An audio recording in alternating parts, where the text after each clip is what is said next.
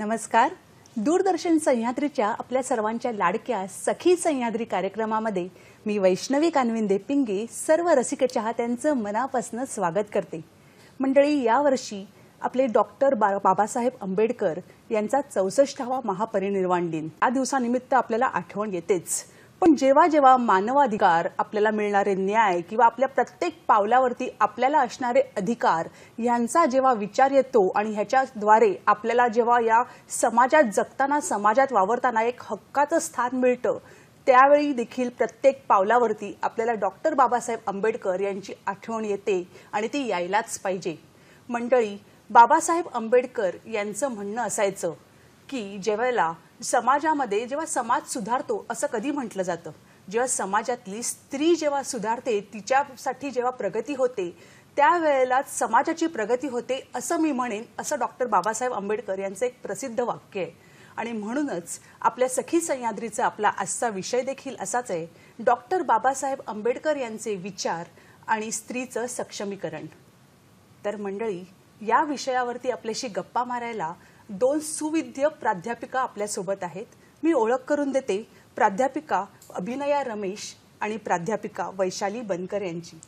प्राध्यापिका अभिनया रमेश या सोमया महाविद्यालयामध्ये असोसिएट प्रोफेसर तर आहेतच, पण त्याशिवाय मानवी हक्क लंडन युनिव्हर्सिटीद्वारे त्यांनी साऊथ एशियामधल्या ब्रिटिश हायकमिशनद्वारा प्रदान करण्यात आलेला ब्रिटिश सेवनी या मानवी अधिकारावरती फेलोशिप त्यांना प्राप्त झाली आहे. त्यांनी अनेक पुस्तकं लिहिली आहेत, त्याच्यामध्ये आंतरराष्ट्रीय कायदा व स्त्रिया, तसंच दलित स्त्री प्रश्न व मानवी अधिकार अशी अनेक पुस्तकांचाही समावेश आहे. तर आपल्यासोबत असणाऱ्या प्राध्यापिका वैशाली बनकर या स्वतः LLM आहेत. अकबर पिरभॉय या कॉन्स्टिट्यूशनल लॉ हा विषय या कॉलेजमध्ये त्या शिकवतात आणि या दोघीही या लॉ विषयी किंवा या आपल्या कॉन्स्टिट्यूशन विषयी म्हणजेच आपल्या संविधानाविषयी अत्यंत उत्तमरित्या माहिती देऊ शकतात. म्हणूनच तुम्हालाही आम्हाला काही विचारायचं असेल तर आम्हाला नक्की फोन करा. आमच्या फोन लाईन या खुल्या आहेतच. तर आमच्या फोन लाईन आहेत 022 म्हणजे 022 2490 8050, तसंच 022 2498 8050. मंडळी, या फोन लाईन्सवरती आम्हाला संपर्क करा.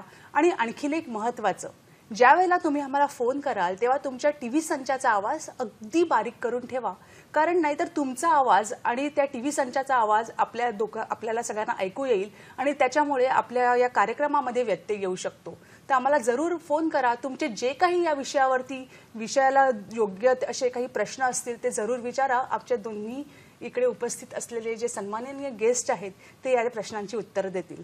तर वळूयात आपल्या आजच्या कार्यक्रमाकडे. पुन्हा एकदा सांगते, आपला आजचा विषय आहे डॉक्टर बाबासाहेब आंबेडकर यांचे विचार आणि महिला सक्षमीकरण. आणि मंडळी, या कार्यक्रमाला सुरुवात करण्याआधी पाहूयात डॉक्टर बाबासाहेब आंबेडकर यांच्यावरील एक ध्वनी चित्रफित.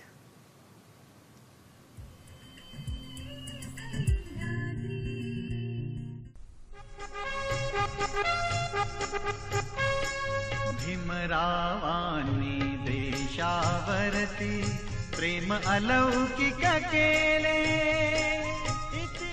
वंचितांचा, दीनदुबळ्यांचा, गावकुसाबाहेर पशुतुल्य जीवन जगणाऱ्या शोषितांचा, शेतकरी, कष्टकरी, शेतमजूर, कामगारांचा कैवारी डॉक्टर बाबासाहेब आंबेडकर.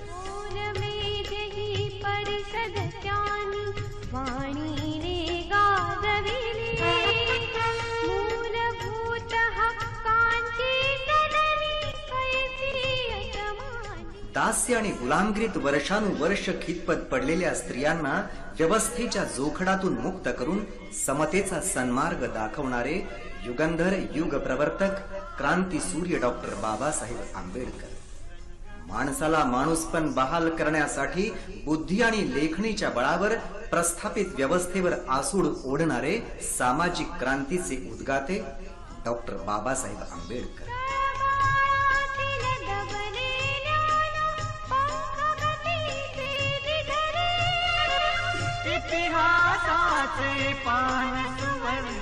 आधी राष्ट्र आणि नंतर समाज आणि मी असा विशाल दृष्टिकोन बाळगणारे प्रखर राष्ट्राभिमानी डॉक्टर बाबासाहेब आंबेडकर. 65 ओलांडलेल्या विशाल भरभक्कम आणि अखंड लोकशाहीला समता, स्वातंत्र्य, बंधुता आणि न्यायाची विचारमूल्ये मुक्त हस्ते बहाल करणारे भारतीय संविधानाचे शिल्पकार डॉक्टर बाबासाहेब आंबेडकर. स्वप्न गोजिरे भारत भूचे लोचनात रेखियले इतिहासाचे पान सुवर्णी रंगवून ते गेले. प्रबुद्ध भारतातल्या जनतेचा मूक नायक डॉक्टर बाबासाहेब आंबेडकर. अशा या वंदनीय महानायकास शतशः विनम्र अभिवादन. भीमा तुम्हा वंदना, भीमा तुम्हा वंदना.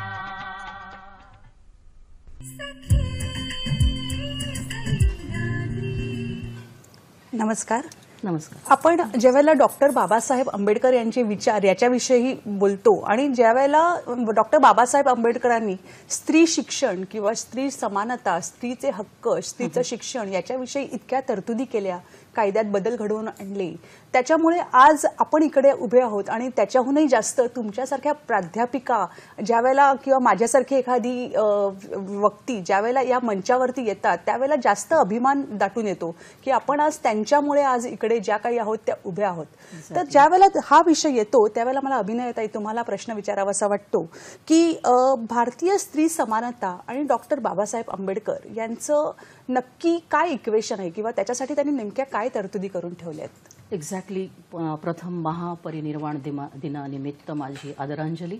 आणि फार महत्त्वाचा तुम्ही हा प्रश्न माझ्यासमोर ठेवलेला आहे की काय रोल बाबासाहेबांचा ह्या सगळ्या प्रश्नांकडे पाहताना. मला असं वाटतं की what we use normally that sea change म्हणजे एक आमूलाग्र बदल बाबासाहेबांनी घडवण्याचा प्रयत्न केला.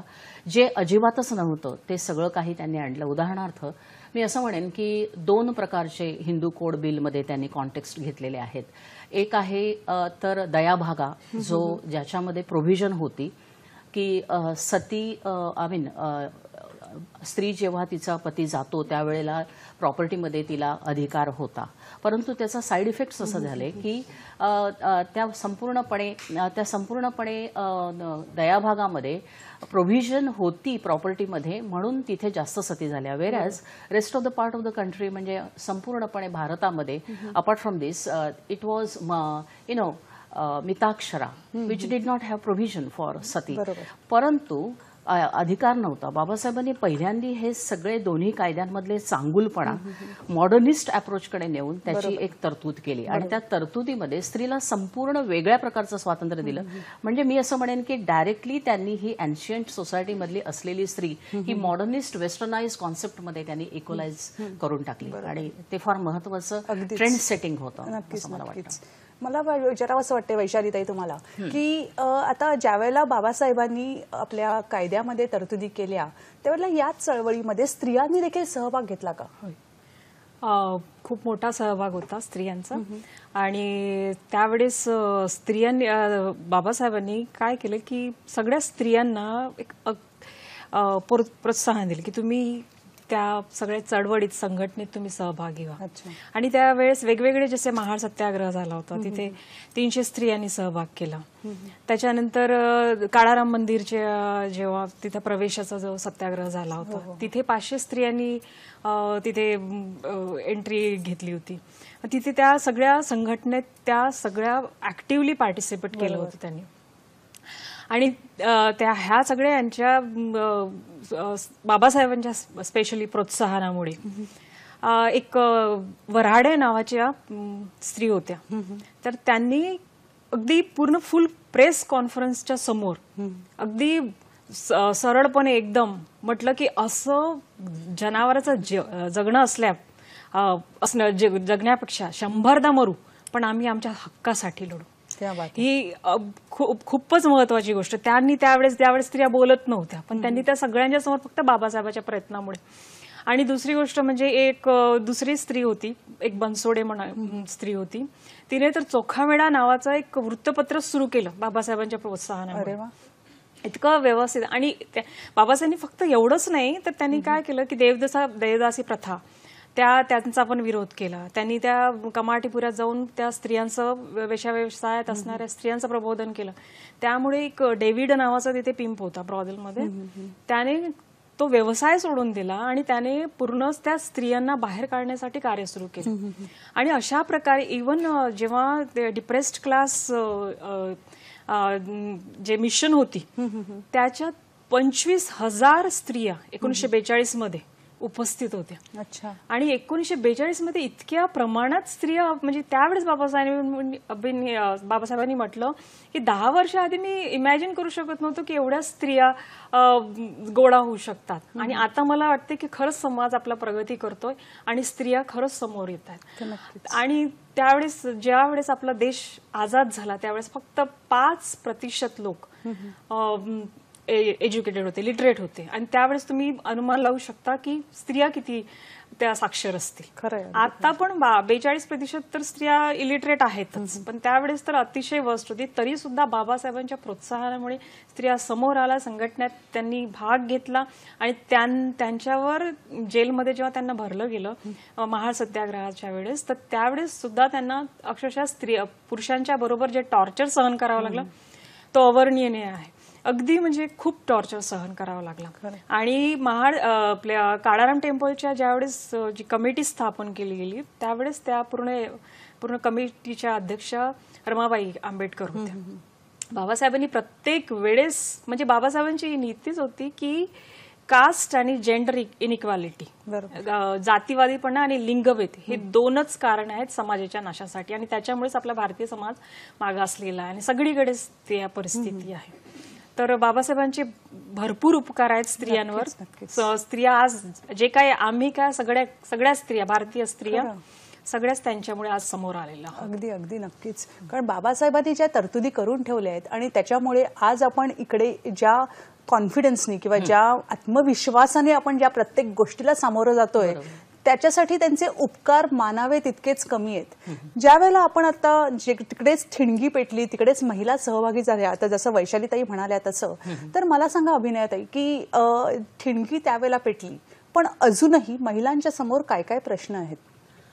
महिलांच्या समोर नव्या युगातले नवे प्रश्न आहेत. आपले सध्या हाथरसची केस झालेली आहे आणि एक कास्टाइज्ड बाउंड्रीज ज्या आहेत आपल्या समाजामध्ये, त्या कास्टाइज्ड बाउंड्रीजमुळे ती हाथरसची केस कोण घेणार, तिला न्याय मिळणार की नाही, किंवा almost every day you will find that 4 atrocious behaviour किंवा अट्रॉसिटीज दलित स्त्रीवरती होत आहेत. तर आता ह्या घडीला असं झालंय की एनलायटनमेंटच्या प्रोसेसमध्ये काही फर्स्ट लेवलला, फर्स्ट ग्रेडला आय वुड से एनलायटन झालेल्या आहेत स्त्रिया किंवा टॉपमोस्ट पोझिशनला आहेत. परंतु त्याच वेळेला एक अशी डिस्पॅरिटी आहे की काही स्त्रिया ह्या हाथरसमध्ये बळी जात आहेत आणि हे 2 विभाग पडलेले आहेत. परंतु बाबासाहेबांची जी काही चळवळ होती आणि त्याच्यामध्ये स्पेशली त्यांचं हिंदू कोड बिलमध्ये असलेलं जे काही कॉन्ट्रीब्युशन आहे, त्या कॉन्ट्रीब्युशनमध्ये आपल्याला असं लक्षात येतं की छोट्या छोट्या लेवलला त्यांनी एनलायटनमेंट, म्हणजे को पार्सिनरी जो लॉ आहे की इनहेरिटन्स जो आहे प्रॉपर्टीचा, तो फक्त पुरुष वर्ग म्हणजे मुलगा, वडील, मुलगा, ग्रँडसन पर्यंत जातो. Nowhere there was anything to do with women, right. तर त्या पद्धतीने त्यांनी इतक्या त्या सगळ्या ह्याच्यामध्ये स्त्रीला not only to her father but also to her husband.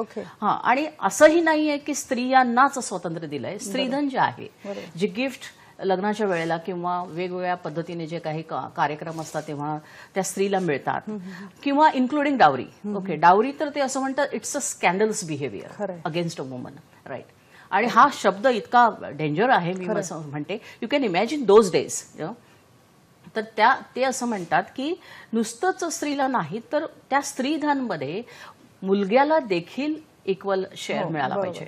म्हणजे त्यांनी असं एकदमच असं हे प्रवाह स्त्रीकडेच आणि स्त्री स्वातंत्र्याकडे नाही, तर त्याच्यामध्ये पुढे जाऊन इम्बॅलन्स, संतुलन in a very balanced manner. You know that process was so balanced आणि कन्सिस्टंटली अपोजिशन होतं त्यांना. यु नो द प्रोसेस की हिंदू कोड बिल ऍक्सेप्ट केलं नाही नेहरूंनी त्यावेळेला, because he did not want to lose his followers from the Congress party.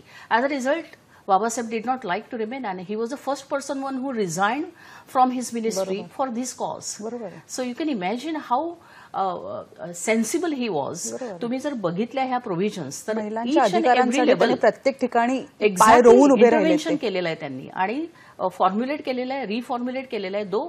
2-3 सेशनमध्ये त्याचं पटलावर घेतल्या गेल्या त्या पार्लमेंटमध्ये. But initially nobody was ready to accept. खरंय अगदी that is the great thing. मंडळी, आपल्याला आज बाबासाहेब आंबेडकर यांच्यामुळे इतक्या गोष्टी मिळाल्या आहेत, अगदी आपल्या समोर पायघड्या घालाव्यात अशा तऱ्हेने आपल्यासाठी कायद्यांमध्ये मानवाधिकारामध्ये तरतुदी केल्या आहेत आणि त्यामुळे आज आम्ही महिला, भारतातली प्रत्येक महिला सक्षमपणे पाय रोवून उभी आहे.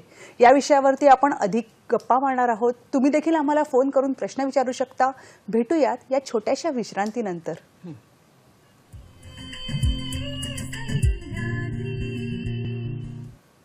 नमस्कार. सखी सह्याद्री कार्यक्रमामध्ये पुन्हा एकदा सर्व रसिक चाहत्यांचं मनापासून स्वागत. मंडळी, अभिनयाताई आणि वैशालीताई यांच्याशी गप्पा मारताना कायद्यामधल्या अनेक तरतुदी ज्या डॉक्टर बाबासाहेब आंबेडकरांनी खास आपल्यासाठी केल्या आहेत त्या उलगडून दाखवल्या जात आहेत आणि त्याच्यामुळे आपल्याला माहिती नसलेल्या अनेक गोष्टी आपल्या समोर येत आहेत. तुम्हाला जर त्यांना प्रश्न विचारायचे असतील तर जरूर आमच्या फोन लाईन्सवरती फोन करा आणि उत्तर त्यांच्याकडनं तुम्हाला नक्कीच आपल्याला अपेक्षित असं मिळू शकते. तर मला तुम्हाला विचारायचं आहे वैशालीताई, की आपण आता जेव्हा बोलत होतो तेव्हा अभिनयाताई आपल्याला हिंदू कोड बिल बद्दल सांगत होत्या. तर हे हिंदू कोड बिल नेमकं काय आहे हे सोप्या भाषेत आपल्या रसिकांना सांगाल? बिलकुल. मी आधीच सांगितलं आहे की बाबासाहेबांचं असं म्हणणं होतं की ह्या समाजाचा नाश फक्त कास्ट डिस्क्रिमिनेशन म्हणजे जातीतला भेदभाव आणि लिंगभेद ह्या 2 गोष्टीमुळे झालेला आहे. आणि तो हिंदू कोड बिल म्हणजे ह्या दोन्ही वस्तूंचा नाश करण्यासाठीच होता. म्हणजे स्त्रियांना समान अधिकारावर आणणार होता.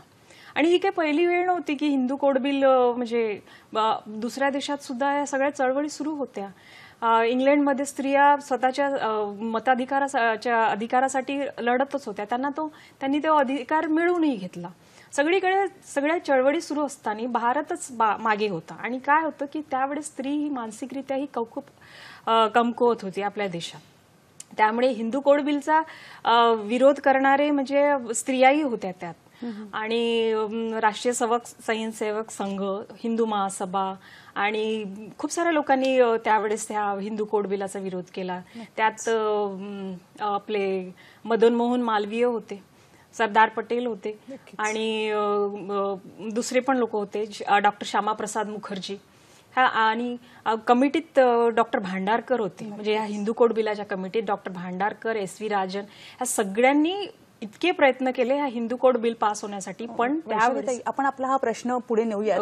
पण आपल्याला एक फोन येतोय अंबरनाथवरून डॉक्टर पाडगावकर यांचा. तर डॉक्टर पाडगावकर, नमस्कार. तर तुम्ही तुमचा प्रश्न विचारा. Doctor Shrikrishna Padgaonkar phone line वरती आहेत. नमस्कार. माझे 2 प्रश्न आहेत. हो.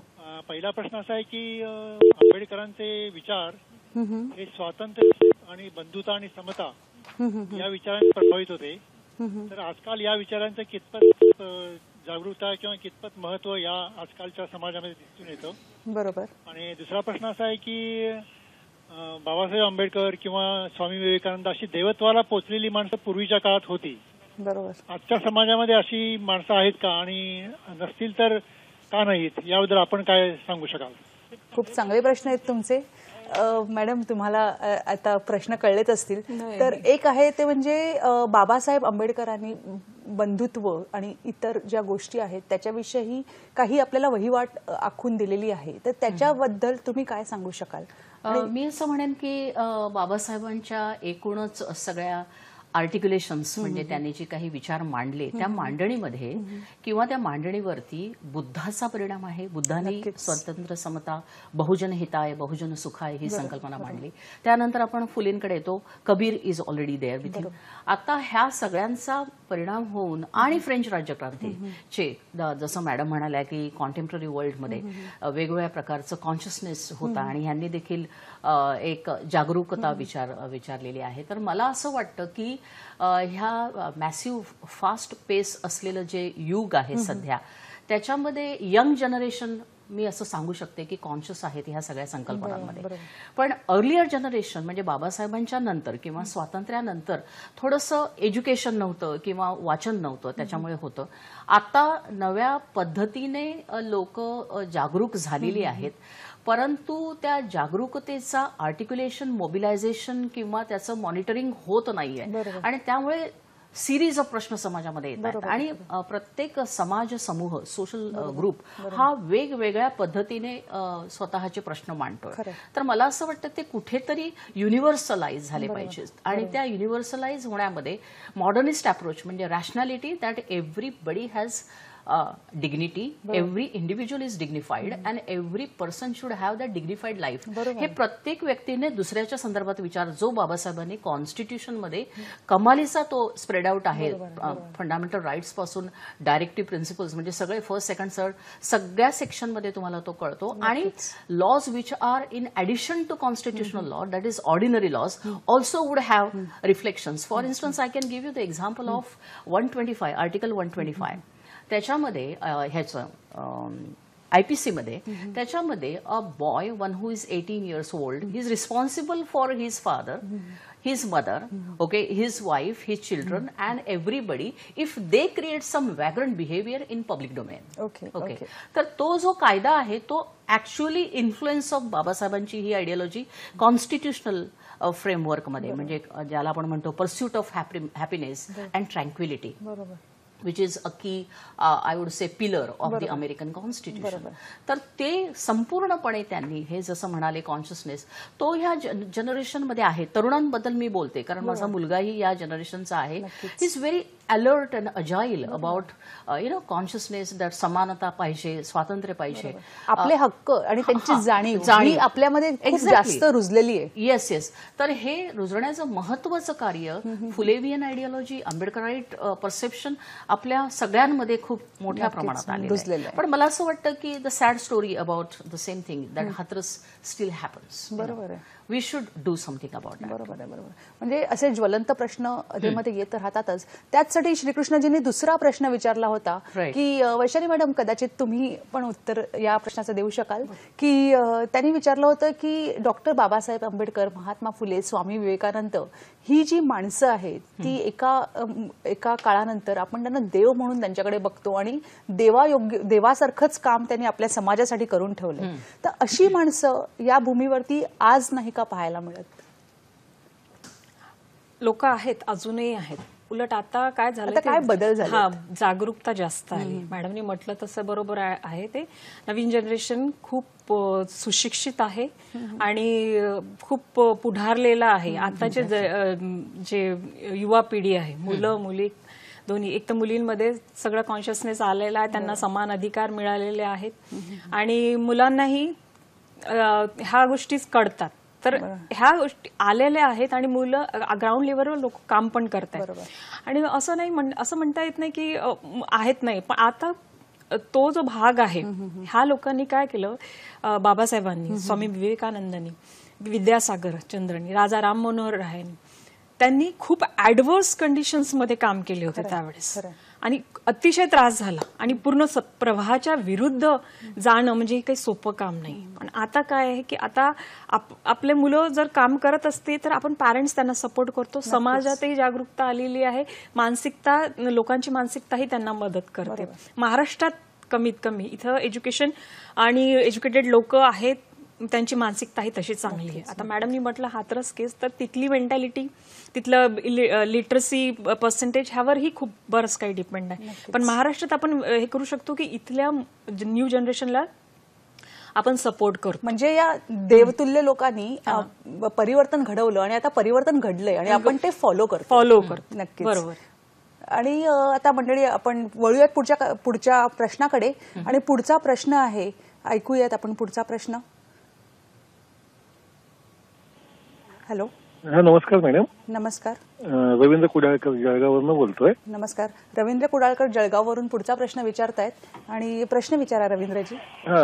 खूपच चांगला विषय घेतलाय. सर्वप्रथम मी डॉक्टर बाबासाहेब आंबेडकर यांना अभिवादन करतो. कारण महिला सक्षमीकरणाच्या क्षेत्रामध्येच नव्हे तर अनेक सामाजिक शैक्षणिक क्षेत्रामध्ये, कायदा क्षेत्र असो, युवा चळवळ असो, यामध्ये मोठं कार्य बाबासाहेबांनी केलेलं आहे. माझे दोन प्रश्न आहेत. पहिला प्रश्न माझा असं आहे की तेव्हाच्या युगामध्ये जेव्हा बाबासाहेब आंबेडकरांनी महिलांसाठी कार्य केलेलं आहे तेव्हाची परिस्थिती वेगळी होती. महिलांमध्ये साक्षरतेचं प्रमाण खूप कमी होतं, जनजागृती महिलांमध्ये कमी होती. अशा काळात त्यांना नक्कीच कठीण गेलं असावं सक्षमीकरण करणं किंवा महिलांमध्ये जनजागृती करणं. तर कशा प्रकारे त्यांनी स्वतःचे कौशल्य वापरत असेल तेव्हा कशी बुद्धिमत्ता वापरली असेल हा पहिला प्रश्न. दुसरं मला असं विचारायचं की आता त्या उलट ऑन द कॉन्ट्ररी महिला आता म्हणजे सुशिक्षित झालेल्या आहेत, त्यांच्या समस्या वेगळ्या आहेत आधुनिक युगातल्या धावत्या जीवनशैलीतल्या. जर ते असते आंबेडकरजी तर त्यांनी सकारात्मक सक्षमीकरण, महिलांना न्याय देणे, महिलांवर अत्याचार न होणे यासंबंधी कशा प्रकारे कार्य केलं असतं, काय आपल्या कल्पना आहेत? धन्यवाद. नक्कीच नक्कीच खूपच चांगला प्रश्न आहे रवींद्रजी. आणि हा प्रश्न खरोखरच महत्वाचा आहे की त्यावेळी कमी या गोष्टींना कसं सामोरं गेल्या आणि आता जेव्हा शिक्षित आहे त्यावेळेला आता या वेळेला जर डॉक्टर बाबासाहेब आंबेडकर असते तर त्यांनी या वेळेला या सद्य परिस्थितीबरोबर काय केलं असतं? मी सांगू का? मला असं वाटतं की बाबासाहेब असते तर त्यांनी काय केलं असतं त्याच्यापेक्षा मी असं म्हणेन की स्ट्रिक्ट सुपरविजन, मॉनिटरिंग आणि पेट्रियार्कीची जी स्कर्मिश असलेलं जी संकल्पना आहे ती अगदी पहिल्या वर्गापासून जेंडर सेन्सिटायझेशन आपल्याला करावं लागेल. आणि ते जेंडर सेन्सिटायझेशन ऍक्टिव्ह असते, प्रोएक्टिव्ह असायला पाहिजे. It should not be dull or docile or for the sake of. मला एक सांगावंसं वाटतं की बाबासाहेबांनी जो हिंदू कोड बिल ऍडव्हान्स करण्याचा जो प्रयत्न केलेला त्याच्यामध्ये इतक्या तरतुदी केलेल्या आहेत की त्याच्याकडे आपण जर लक्ष दिलं आणि त्या इन्व्होक करण्याचा प्रयत्न केला तर it will be a very wonderful thing. One of the things I would say that adoption मध्ये पूर्वी तो नवरा अडॉप्ट करायचा. ओके, एक छोटंसं मी उदाहरण देते की व्हॉट विजनरी ही वॉज, की तो नवरा अडॉप्ट करायचा. आता काय झालेलं आहे की ते अडॉप्शन करताना he has to take permission from him. Okay, and both are equal parties in the process of adoption. आणि त्याच्यानंतर आणखीन त्याचे कंगोरे त्यांनी पुढे पुढे उलगडत गेल्यासारखे वाटत आहेत. तर मला असं वाटतं की बाबासाहेब आता जर असते तर त्यांनी पहिल्यांदा जोर दिला असता की एव्हरी लेवल एनलायटनमेंट जी झाली पाहिजे, जागरूकता जी झाली पाहिजे ती स्कूल लेवलला, कॉलेज लेवलला. आपल्याकडे जेंडर स्टडीज काढलेले आहेत, जेंडर स्टडीज सेंटर काढलेले आहेत, पण त्याचं सायमल्टेनियस त्याचं कॉन्टेक्स्ट एज्युकेशन सिस्टीममध्ये, पेडागॉगीमध्ये अजिबात नाहीये. आणि that is a biggest flaw. आणि whoever comes in gender studies doesn't want to see that. Okay, that becomes a part of the consciousness, at that level. तर म्हणजे मुळं घट्ट होत असताना त्याच वेळेला त्यांची मशागत करून त्यांना योग्य दिशा दिली पाहिजे. Very much required. आणि तुम्हाला काय वाटतं मॅडम या विषयावरती की बाबासाहेब आता जर असते तर काय केलं? नक्कीच. ऑफकोर्स बाबासाहेब ॲज अमर्त्य सेननी म्हटलं होतं की he is a father of economics. तर ऑफकोर्स बाबासाहेबांनी ज्या आता प्रेझेंट सिच्युएशन आहे त्यावर जरूर भाष्य केलं असतं त्यांनी. आणि ही वॉज फक्त आपल्या देशाने त्यांचं प्रॉब्लेम ऑफ रुपी घेतलेलं नाहीये, तर कॅम्ब्रिज युनिव्हर्सिटी तिथेही सगळीकडे अप्लाय झालेलं आहे आणि त्या देशांनी सुद्धा त्यांचे प्रिन्सिपल्स अंगीकारले. तर ऑफकोर्स त्यावर भाष्य केलंच असतं. आणि जसं आता हिंदू कोड बिल विषयी मॅडम वारंवार बोलतात, पण सगळ्यांनाच माहित आहे की त्या हिंदू कोड बिलाचं रूपांतर 4 ऍक्ट्समध्ये झालेलं आहे. हिंदू मॅरेज ऍक्ट आणि त्याच्यानंतर Hindu child and adoption act, Hindu succession act आणि एक हिंदू मेंटेनन्स ऍक्ट. नक्कीच. तर ह्या सगळ्या ज्या पण आहेत ऍक्ट पूर्ण रूपांतरण. आता बाबासाहेबांनी फक्त आता आमचा हा जो आहे सक्सेस स्टोरी बघायची होती की 70 वर्षानंतर स्त्रिया कुठे पोहोचल्या आहेत आणि स्त्रियांचं खरंच सक्षमीकरण झालेलं आहे का? कारण आता जे पण कायदे अस्तित्वात आहेत ते कॉन्स्टिट्यूशनला अनुसरूनच आहेत. विशाखा गाईडलाईन्स दिलेल्या आहेत. निर्भया रेप केसमध्ये ज्या जजमेंट आले आहेत तेही कॉन्स्टिट्यूशनला अनुसरूनच आहेत. तर ह्या सगळ्या सामाजिक प्रश्न आहेत, कारण त्यात मानसिकतेचा भाग असतो, आपल्या कस्टम्स आणि रूढीवादिता वरून आपल्या देशाला लागलेली कोड, अनटचेबिलिटी, अस्पृश्यता, ह्या सगळ्या गोष्टीही आपण कन्सिडर केल्या पाहिजेत. कारण रिलिजियस इंटॉलरन्स आपल्या देशात आहे, हे आपण मान्य करायला पाहिजे. काही काही वेळेस आहे ना आपण ह्या मोठ्या मोठ्या गोष्टी करतो ट्रॅडिशन्स आणि परंपरांच्या, पण आपण ह्याही गोष्टी म्हणायला पाहिजेत की आपल्या देशात ह्या गोष्टी आहेत आणि त्याला पकडून आपण 70 वर्षात जी प्रगती केलेली आहे, इकॉनॉमिकली, सोशली, लीगली आणि दुसरी टेक्निकली, ह्या सगळ्या गोष्टीवर बाबासाहेब असते तर त्यांनी जरूर भाष्य केले असते. आणि ते प्रत्येक वेळेस छोट्या छोट्या गोष्टी त्यांना खटकायच्या, त्याच्यावर आर्टिकल्स लिहायचे आणि सांगायचे की तुम्ही ह्यावेळेस असं काय करायला पाहिजे. आणि त्यांनी लिहिलेले भाषण, लिहिलेल्या पुस्तकं आजही आम्हाला गाईड करतायत. म्हणून जिथे जिथे आपल्याला प्रॉब्लेम असतो तेव्हा आपण पार्लमेंटरी डिबेट्स वाचतो, त्यांचे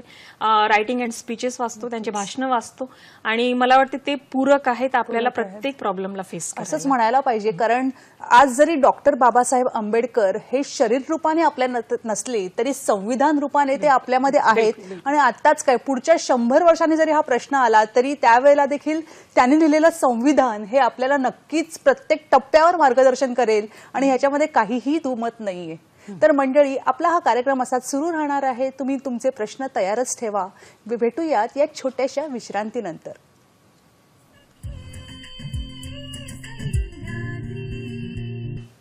नमस्कार. सखी सह्याद्रीच्या या मंचावरती आपल्या रसिक सर्व श्रोत्यांचं मनापासून स्वागत आहे.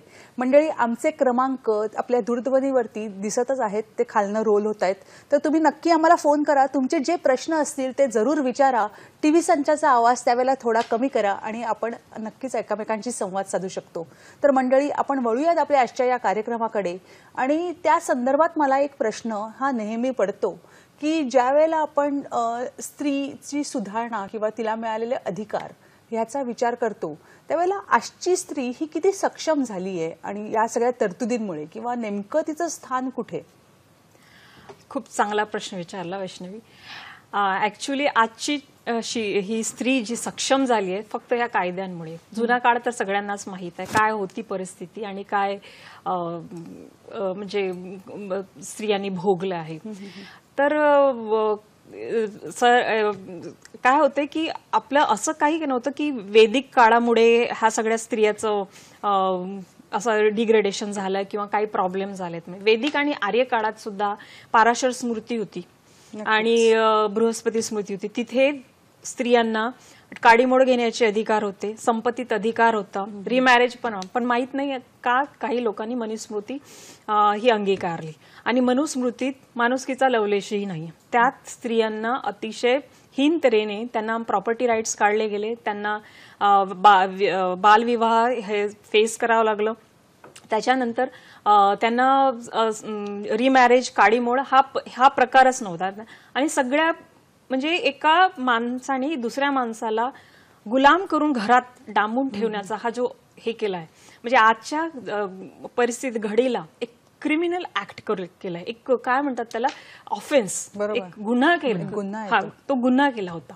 ते गुन्हा चांगलाच सुरू होता आणि त्यांना चांगले मोठे मोठे नाव, ट्रॅडिशन, आपण परंपरा आणि काय काय काय काय आपण नाव देतो. तर हे भेद होते.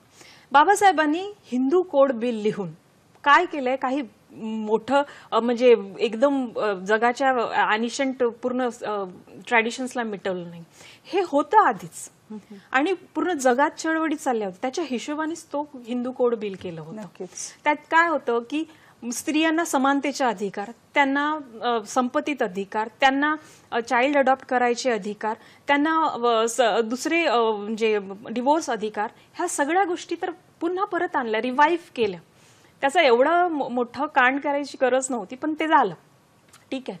पण आता त्याच कायद्यामुळे, त्या 4 ऍक्ट्समुळे आजची जी महिला, मी म्हणा किंवा मॅडम म्हणा किंवा वैष्णवी तू सुद्धा, आपण इथे बसलेलो आहोत त्याच कायद्यामुळे. कॉन्स्टिट्यूशन मध्ये आर्टिकल 15, 16, 17 इक्वॅलिटी बिफोर लॉ लिहिलेलं आहे.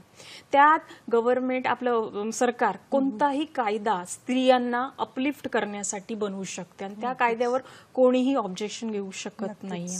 राईट टू एम्प्लॉयमेंट आहे, म्हणजे त्या ठिकाणी स्त्रियांना रिझर्वेशन देऊन तिला अपलिफ्ट करतात.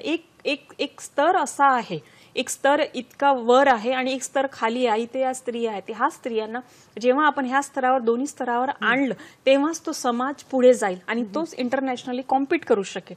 ह्यासाठीच तो त्या काळात बाबासाहेबांनी त्यांना माहित होतं की स्त्री पुढारली तर सगळं समाज पुढारेल आणि त्यांनी तो कायदा त्या पद्धतीने केला. त्याच्यानंतर बाबासाहेबांनी आर्टिकल 243 मध्ये स्त्रियांना सरपंच म्हणून निवडून येण्यास त्यातही रिझर्वेशन ठेवलं आणि स्पेशल कॉन्स्टिट्युन्सी तिथे तरतूद करून ठेवली की ह्या पर्टिक्युलर कॉन्स्टिट्युन्सीमध्ये स्त्रियाच निवडल्या जातील. ओके. आणि एक आर्टिकल 243(3) त्यात बाबासाहेबांनी तरतूद करून ठेवली आहे की SC ST ह्या स्त्रियासाठी काही रिझर्व्ड सीट्स असतील त्या ठिकाणी त्या स्त्रियांचं निवडणूक होईल. म्हणजे काही ठिकाणी बाकीच्या स्त्रिया त्या रिझर्व्ड कॉन्स्टिट्युएन्सीमध्ये येऊ शकतील आणि त्याच्यानंतर दुसऱ्या ठिकाणी पण त्या रिझर्व्ड फक्त स्त्रियाच निवडल्या जातील.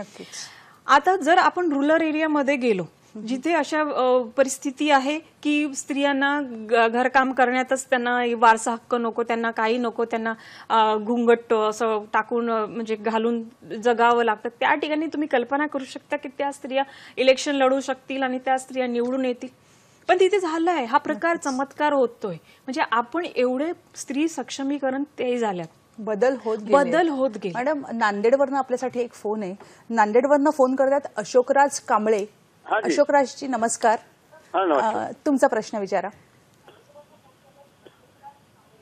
हॅलो. हा मॅडम. हा, तुमचा प्रश्न विचारा.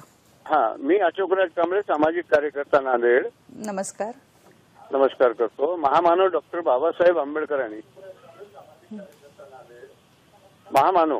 हो हो, तुमच्या टीव्हीचा आवाज थोडा कमी करा म्हणजे तुम्हाला तुमचा आवाज आम्हाला स्पष्ट ऐकू येईल. बरोबर. महामानव डॉक्टर बाबासाहेब आंबेडकरांनी नक्कीच बोला. देशाला संविधान दिलं आणि या संविधानामध्ये महिला सक्षमीकरणासाठी फार मोठे प्रयत्न केले आणि आज SC ST OBC आणि मायनॉरिटीज महिलांवर जे क्रूर अन्याय अत्याचार होत आहे या बाबतीत ही मानव अधिकार उल्लंघन नाही का? या बाबतीत तुम्ही आम्हाला सविस्तर थोडं सांगितलं समाजाला फार मोठं. नक्कीच नक्कीच प्रश्न विचारला. मला अभिनयाजी तुम्हाला काय वाटतं या प्रश्नावर? मला असं वाटतं की मी पहिल्यांदा मॅडमचा कॉन्टेक्स्ट ह्यांच्या प्रश्नाशी लावेन की आपण ज्या वेळेला ह्या सगळ्या गोष्टी पाहतो त्याच्यामध्ये एक महत्वाची रियालिटी अशी आहे की there is 80% unorganise sector in this country आणि 20% ऑर्गनाइज सेक्टर. जे काही कायदे आहेत ऑफिशियली ते काय झालं की ऑर्गनाइज सेक्टरला वापरले गेले आणि म्हणून ऑर्गनाइज सेक्टरमधल्या ज्या स्त्रिया आहेत त्या संपूर्णपणे प्रगतीला गेल्या आणि 80% दलित, आदिवासी, OBC ह्या ज्या 80% आहेत त्या सगळ्या अनऑर्गनाइज सेक्टरमध्ये. म्हणून त्या कायद्यांचं रिफ्लेक्शन्स तिथे आपल्याला दिसत नाही आणि त्याच्यावरती काहीतरी केलं पाहिजे.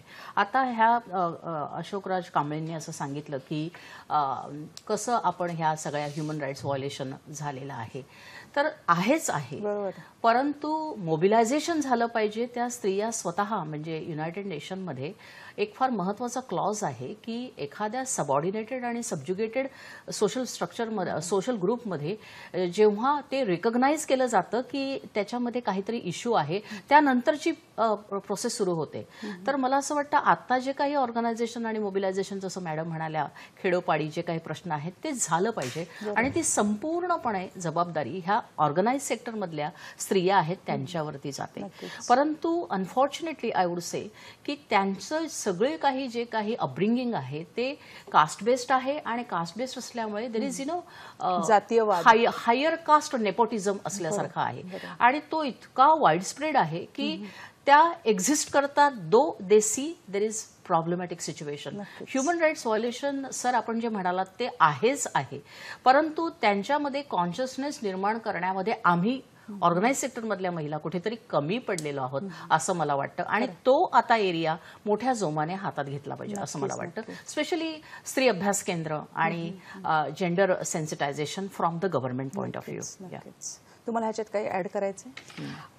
ऍक्च्युली मला त्यांचा प्रश्न थोडा कळलेला नाही. तुम्ही जरा म्हणजे आता सध्या जे व्हायोलेशन होतंय किंवा ज्या न्यायाचं किंवा जे अधिकार आहेत त्याचा दुरुपयोग कुठे कुठे होताना दिसतो, तर त्याबद्दल तुम्हाला काय वाटतं असं त्यांनी विचारलेलं.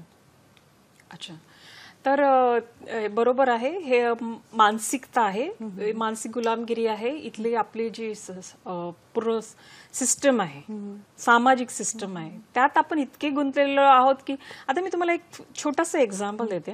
ह्या हाथरस केस साठी मॅडमनी खूप डिस्कशन केलं. तर त्या केसमध्ये एक जोशी नावाच्या मॅडम आहेत, पत्रकार आहेत त्या दिल्लीच्या. त्यांनी ह्या सगळ्या गोष्टीचा शहानिशा करायला ते तिथे स्पॉटवर पोहोचल्यात आणि त्या लोकांना विचारलं, म्हणजे त्यांनी आपल्या ही आयडेंटिटी दाखवली नाही की ते त्या पत्रकार आहेत म्हणून. त्यांनी त्या ठाकूर समाजाच्या स्त्रीला एका विचारलं की हे काय झालंय आणि हे नाही व्हायला पाहिजे असं वाटते का तुला. तर त्या स्त्रीने काय उत्तर दिलं माहितीये, नाही मुळीच व्हायला नाही पाहिजे. हा हाथरस जो समाज आहे हा खूपच चांगला समाज आहे. इतके चांगले आहेत हे लोक की आम्ही जर जात असलो ना, ठाकूर समाजातले लोक, तर हे सायकल चालवत असले ना तर उतरतात, आम्हाला मुजरा करतात. इतके चांगले लोक आहेत आणि हे असं इतके चांगले लोकांसोबत असं नाही व्हायला पाहिजे. म्हणजे बघा तिथेही त्यांची मेंटॅलिटी अशी आहे की ह्या लोकांनी खाली उतरून आम्हाला मुजरा घातला पाहिजे, सायकल चालवली नाही पाहिजे आणि दुय्यम स्थान, म्हणजे एक माणूस दुसऱ्या माणसाला दुय्यम स्थानाने वागवलं पाहिजे. ही जेव्हापर्यंत मानसिकता राहिली तेव्हापर्यंत सामाजिक सुधार दिसून कुठे पडणार आहेत. आणि मनामध्ये घट्ट बसलेलं आहे. आणि इतकं 2000 वर्षापर्यंत तुम्ही सत्ता उपभोगल्यानंतर तुम्हाला एकदम तुमचा पाय घरून घेणं शक्य होणार नाही. हे काय आहे की शिक्षण आणि तुमची मानसिकता तुम्हाला बदलावी लागेल. आणि हाच गोल बाबासाहेब आंबेडकरांचा होता. म्हणून त्यांनी स्त्रियांना सक्षम करायला आणि शिक्षणाचा प्रसार, म्हणजे शिक्षण सगळ्यांसाठी सारखं, स्त्रियांसाठी पण आणि सगळ्या लोकांसाठी सारखं, म्हणून ते राईट टू इक्वॅलिटी जो आर्टिकल 15 मध्ये दिला आहे बाबासाहेब, 14, 15, 16, 17, त्याच्या मागे उद्देश तोच आहे. नक्कीच नक्कीच. मंडळी, आपला कार्यक्रम खूप रंगला आहे. हा कार्यक्रम असा सुरू राहणार आहे आणि आपण भेटणार आहोत या छोट्याशा विश्रांतीनंतर.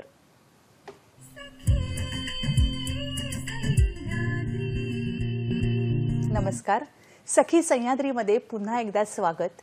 महिला सक्षमीकरण आणि डॉक्टर बाबासाहेब आंबेडकर यांचे विचार याविषयी आपण आज गप्पा मारतोय. आणि त्यावेळेला मगासपासून आपण जेव्हा चर्चा करतोय महिलांची आणि आपल्या भारतीय स्त्रियांची, त्यावेळेला मला असा प्रश्न मनात येतो, अभिनयाताई, मला असा प्रश्न मनात येतो की ज्यावेळेला आपण भारतीय स्त्रियांचा विचार करतो, तुम्ही पाश्चिमात्य स्त्रियांचाही अभ्यास केलाय, तर पाश्चिमात्य स्त्रिया आणि भारतीय स्त्रिया याच्यामध्ये नेमका काय फरक तुम्हाला जाणवतो? खूपच वेगवेगळ्या पद्धतीने त्याच्याकडे पाहिलं पाहिजे.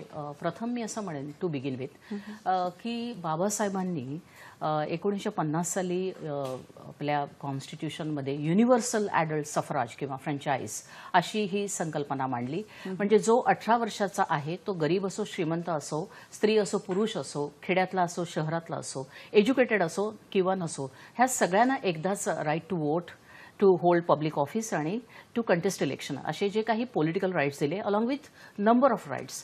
मला इथे एक महत्वाची भूमिका सांगायची आहे की इंग्लंडमध्ये देखील त्यांना इतकं अधिकार अगोदर मिळालेले नाहीत. There is a historicity of their struggle of suffragist movement, right. त्याचप्रमाणे त्यांना 1950s नंतर मिळतात. यू कॅन इमॅजिन त्यांची प्रगती वेस्टर्न म्हणून आणि आपली प्रगती हे बाबासाहेबांनी एका लेवलला आणली. ओके. सायमल्टेनियसली मी असं म्हणेन की राईट टू वोट जर का तुम्ही बघितलं तर स्वित्झर्लंडमध्ये 80s मध्ये मिळतं, 1980s मध्ये मिळतं. सो किती मोठ्या प्रमाणात बाबासाहेबांनी अपलिफ्ट ज्या पद्धतीने केलंय physically in such a manner, you know, to bring them alongside the others. पण मी असं म्हणेन की त्यांना त्या सगळ्या गोष्टी आपल्याकडे सहजगत्या मिळाल्या. आणि कधी कधी असं म्हणतात की जे सहज मिळतं त्याची किंमत कळत नाही आणि जेव्हा आपल्यावर येतं तेव्हा कळतं. तर मी असं म्हणेन की 1950s मध्ये त्यांच्याकडे नंबर ऑफ लॉज आले. आणि आता मी जे मगासपासून डिस्पॅरिटी सांगते ऑफ द सोशल सिच्युएशन, जे I am getting reminded of one JNU professor of economics, that is Prabhat Patnaik. ते असं म्हणाले की ह्या देशामध्ये 2 सायमल्टेनियस एक्झिस्टन्स आहेत. One is rich India and one is poor India. Exactly मी असं म्हणेन की one is upper caste India and one is all subjugated beings India. तर त्याच्यामध्ये त्यांच्याकडे नॅशनल मिनिमम वेजेस आहेत. म्हणजे काय, तर तुम्ही एक्सप्लॉइट नाही करू शकत घरामध्ये कामवलीला 500 किंवा 800 रुपये देऊन. ओके. कारण तुम्ही जर ते केला तर यू आर डुईंग एन्स्लेवमेंट, स्लेव्हरी आहे. तर त्या कॉन्शियसनेसमधून त्यांचे कायदे असे आहेत, तर मी असं म्हणेन की इथल्या ऑर्गनाइज सेक्टरमध्ये कसलेच प्रश्न नाही आहेत, कारण तिथे स्त्री जेव्हा मुलाला जन्म देते, मी स्वतः पाहिलेलं आहे, she has to raise her child all by herself. There is no helping hand. Then the society is very individualistic, की त्यांना स्वतःचं स्वतः करायचं असतं, आईवरती अवलंबून नाही. म्हणून ज्या वेळेला जेव्हा त्यांना हे मिळतात, म्हणजे मुलं होतात किंवा फॅमिली करायची असते, तेव्हा संपूर्णपणे ते स्त्री आणि पुरुष. You will see in Germany you have what is that, paternity leave, for a man, he has to look after that. So fatherhood is a very proactive, I would say, a decision on part of that man. दोघांचीही समानता या गोष्टी complementary, very much complementary to each other. पण आपल्याकडे कसं झालंय की ते कॉम्प्लिमेंटरी ना ऑर्गनाइज सेक्टरमध्ये होतं आणि अनऑर्गनाइज सेक्टर तर शी इज लिटरली टॉयलिंग नक्कीच अ वुमन. तर हा फार महत्वाचा फरक आहे आणि मला असं वाटतं की त्या अनुषंगाने नॅशनल मिनिमम वेजेस आणि स्लेव्हरी होऊ नये याची पावलं उचलली गेली पाहिजेत. आपल्या अहमदनगरवरून आपल्याला एक फोन येतोय. अहमदनगरवरून राहुल नेवलगे बोलतायत. राहुल नलगे. तर राहुल नलगेजी, तुम्ही तुमचा प्रश्न विचारू शकता. राहुलजी, प्रश्न विचाराल. प्रश्न असा आहे मॅडम की आज कॉर्पोरेट सेक्टरमध्ये आणि मोठ्या नोकरदार वर्गामध्ये महिला काम करतायत. विचारा ऐकू येते. तसेच त्यांना आज आर्थिक सबलीकरणाचे मार्ग सापडलेले आहेत. मात्र आजही कौटुंबिक निर्णयामध्ये आणि त्यांच्या आर्थिक खर्चिक बाबींमध्ये आजही त्यांना पुरुष प्रधान संस्कृतीवर पुरुषांना विचारल्याशिवाय निर्णय घेता येत नाही. आजही त्यांना घरातील कोणताही निर्णय घेताना घरातील जे पुरुष वर्ग आहे त्यांच्याच मार्गदर्शनाखाली निर्णय घ्यावा लागतात. अनेकदा त्यांनी घेतलेल्या निर्णयाला कौटुंबिक हिंसाचाराचं स्वरूप दिलं जातं. या प्रकारच्या गोष्टींमध्ये महिला सबलीकरणासाठी संविधानामध्ये आणि महामानव डॉक्टर बाबासाहेब आंबेडकरांनी काही तरतुदी केलेल्या आहेत का, की महिला सबलीकरणासाठी त्यांना त्याबाबत काही मार्गदर्शन करता येईल का? नक्कीच खूप महत्वाचा आणि खूप चांगला प्रश्न राहुलजीने विचारला. किंबहुना वैशालीताई, मी तुम्हाला हाच प्रश्न विचारणार होते. तर मला वाटतं तुम्ही या प्रश्न असा आहे की आता जरी महिलांसाठी तरतुदी असल्या, महिला सक्षम झाल्या असल्या, तरी ज्या वेळेला त्या बाहेर जातात, स्वतःचं पैसे कमवतात किंवा स्वतःचं काहीतरी बाहेर एक स्थान आहे, पण कुटुंबामध्ये मात्र ते पैसे खर्च करताना नवऱ्याला विचारा, वडिलांना विचारा, भावाची परवानगी घ्या, किंवा साधारण पुरुषप्रधान संस्कृती ही अजून कुठेतरी आहेच आणि महिलांना त्यांचा डावलून पुढे जाता येत नाहीये. तर या बाबतीत काही तरतुदी आहेत का, किंवा काय वाटतं तुम्हाला? ह्यावर बाबासाहेबांनी एक महिलांविषयी एक भाष्य केलं आहे छोटंसं.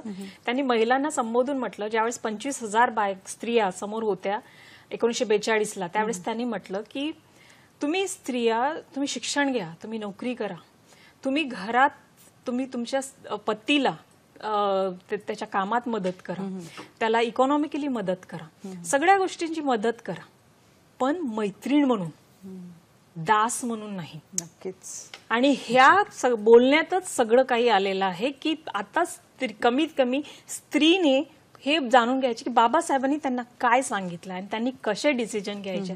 त्यांना जर त्यांच्या मुलांविषयी, त्यांना स्वतःविषयी काही डिसिजन घ्यायचे, खर्च करायचे आहेत, तर बाबासाहेबांनी काय म्हटलं होतं त्यावेळेस हे त्यांनी बघायला पाहिजे. मी यावेळेस एक छोटासा मला एक्झाम्पल द्यायचं आहे. एक महिला अधिकारी आहे, तर त्यांची आई त्यावेळेस म्हणजे त्यांची प्रेग्नंट होती, त्यावेळेस 1942च्या त्या भाषण ऐकायला गेली होती बाबासाहेबांचं ती. तर त्यावेळेस त्या खूप गरीब होत्या आणि त्यांना त्यांच्या नवऱ्यानी पण सोडलं होतं. फायनान्शियल कंडिशन खूप वाईट होती, भीक मागून जीवन काढावं लागत होतं, इतकं विचित्र होतं. पण बाबासाहेबांच्या त्या एका भाषणामुळे त्या परत आल्यात, मजदुरी गेली आणि ठरवलं की आपल्या मुलीला आपण शिकवायचं. इतक्या खस्ता खाल्ल्या, इतका सगळा त्रास सहन केला आणि त्या मुलीला शिकवलं. ती आज महिला अधिकारी म्हणून रिटायर झाली आहे ती स्त्री. पण त्यावरून दिसून पडतंय की बाबासाहेबांच्या त्या एका भाषणामुळे ती स्त्री जर चेंज होऊ शकते, तर बाकीच्या स्त्रियांनी काय करायला पाहिजे. तर आता पुरुष पितृ सत्ताक आहे आपल्या समाजात, पण याचा अर्थ हा नाही की आपण सगळ्याच गोष्टी त्या जुन्या पद्धतीच्या हिशोबाने चालायच्या. आता पुरुषही एज्युकेटेड आहेत, सुशिक्षित आहेत आणि तेही अतिशय मदत करतात. नक्कीच नक्कीच. स्त्रियांना प्रत्येक कामात कमीत कमी शहरी भागात तरी पुरुष मदत करतात आणि त्यांना त्याच्यात काहीही विचित्रपणा काही वाटत नाही. थोडक्यात समानतेचं समाधान. संतुलन मनामध्ये बिलकुल. आपण आणलं पाहिजे. होय. आणि आयांची जबाबदारी असते की मुलांना घडवता वेळेस त्यांनी हे बाळ कडू त्यांना लहानपणापासून सांगितलं पाहिजे की तुला काय केलं पाहिजे आणि काय नाही केलं पाहिजे, तेव्हा समाज सुधारणा. आणि ह्या सगळ्या ज्या सुधारणा त्या हळूहळू होतात, एका दिवसात तर घडणार नाहीत. 70 वर्ष लागले आपल्याला हे इथपर्यंत पोहोचायला. जर आपण स्त्रियांनी जबाबदारी समजून आपल्या मुलांना घडवलं तर हा अजून समाज आपला पुढे जाईल. ज्योतीने ज्योत लागत जाते. अभिनयताई, आता राहुलजीने विचारलेला प्रश्न जो होता त्याच्यामध्ये दुसरा भाग होता की अशा काही तरतुदी आहेत का की ज्या अशा ठिकाणी जर मेल डॉमिनन्स किंवा पुरुष जर एखाद्या स्त्रीला अजूनही ती कर्तृत्ववान असून देखील कुठेतरी तिला पाठी लोटत असतील तर त्यासाठी काही संविधानात तरतुदी आहेत का? मी असं म्हणेन की संविधानात तर आहेतच, परंतु डोमेस्टिक व्हायलन्स हा कॉन्टेक्स्ट मला वाटतं त्यांनी डोमेस्टिक व्हायलन्सचा दिलेला आहे. तो फार महत्त्वाचा कायदा आहे, परंतु त्याच्यावरती पण क्रिटिक आलेला आहे की 2005ला जेव्हा डोमेस्टिक व्हायलन्सचा कायदा आला तेव्हा तो कायदा एका पर्टिक्युलर वेजमध्ये पुरुषाच्या साईडने जातो. So we need to rethink about that domestic violence. At the same time मी असं म्हणेन की कॉर्पोरेट सेक्टरमध्ये she has 80,000 rupees salary but she has to bend before the man. म्हणजे पब्लिक डोमेनमध्ये, प्रायव्हेट डोमेनमध्ये सगळीकडे मी असं म्हणेन की patriarchal power relations, patron client relationship ज्याला आपण म्हणतो, ती इतकी स्ट्रॉंग आहे की नव्या जगामध्ये ती नव्या पद्धतीने त्रास देते. तर एक सोशॉलॉजिस्ट आहे प्रोफेसर गुडे म्हणून, त्याचं असं म्हणणं आहे की जेव्हा स्त्री इकॉनॉमिकली वेल ऑफ होते त्यावेळेला आपल्याला असं कळतं की तिला जास्त त्रास होतो कारण त्याच्याकडे कुठलंच हत्यार राहत नाही तिला सबऑर्डिनेट करण्याचं. So more economically well of she will have more problematic situation. तर मला असं वाटतं की अपब्रिंगिंग, जसं मॅडम म्हणाल्या की प्रत्येक मुलाला, स्पेशली मुलग्याला सांगितलं पाहिजे की बाबा रे, you should have some kind of a not sympathy but you should have some understanding and recognition that okay she has to go through all this circumstances. म्हणजे तिला किचनमध्ये पण जायचंय, अभ्यासही करायचंय, मुलांनाही वाढवायचंय आणि बाहेर जाऊन तिला प्रेझेंटेशन पण करायचं आहे. तर ह्या सगळ्या गोष्टींमध्ये मला असं वाटतं की लक्ष दिलं पाहिजे. ह्यावर मला असं बोलायचं आहे की कायदा आहे आर्टिकल 16 ऑफ कॉन्स्टिट्यूशन, त्यात राईट टू एम्प्लॉयमेंट आहे आणि राईट टू एम्प्लॉयमेंटमध्ये त्यात इक्वल अपॉर्च्युनिटी ह्या दिलेल्या आहेत, स्त्रियांना दिलेल्या आहेत. त्याच्यासाठी गव्हर्नमेंट स्पेशली कायदा करू शकते. त्याच्यानंतर विशाखा गाईडलाईन्स तर sexual harassment at work place, त्याच्यामध्ये सुप्रीम कोर्टाने पूर्णपणे गाईडलाईन्स दिलेल्या आहेत की स्त्रियांसोबत कसं वागू शकतो, त्यांना प्रमोशन्समध्ये कसे चान्सेस मिळू शकते आणि तुम्ही कोणत्याही स्त्रियांना एक्सप्लॉइट करू शकत नाही आणि तिला तिचे जे व्ह्यूज आहेत ते मांडायला तिला संपूर्ण अधिकार आहे. तर आर्टिकल 16 आणि सुप्रीम कोर्टची जजमेंट ही मला वाटते पुरेशी आहे ह्या सगळ्या गोष्टी. नक्कीच मंडळी, हा विषयच असा आहे की जो कितीही आपण बोलू आणि कितीही आपण मांडू तो अनंत काळ चालूच राहणार आहे आणि त्याच्याविषयी आपल्याला नक्कीच आस्था आहे. आणि डॉक्टर बाबासाहेब आंबेडकरांनी आपल्याला ही दिलेली देणगी आहे ती आपण नक्कीच जपली पाहिजे, सगळ्या माणसांनी जपली पाहिजे, तरच आपण देश म्हणून पुढचं पाऊल टाकू शकतो. तर मंडळी, आपल्याला हा कार्यक्रम बघायचा असेल तर आपल्या सोशल मीडियावरती बघता येईल. तुम्ही जरूर बघा.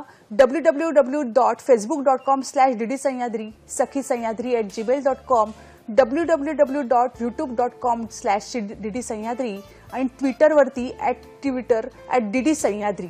हे जे आपले सोशल मीडियाचे पत्ते आहेत ह्याच्यावरती आम्हाला जरूर संपर्क साधा. आणि या कार्यक्रमामध्ये सहभागी झाल्याबद्दल सर्वांचे मनपूर्वक धन्यवाद.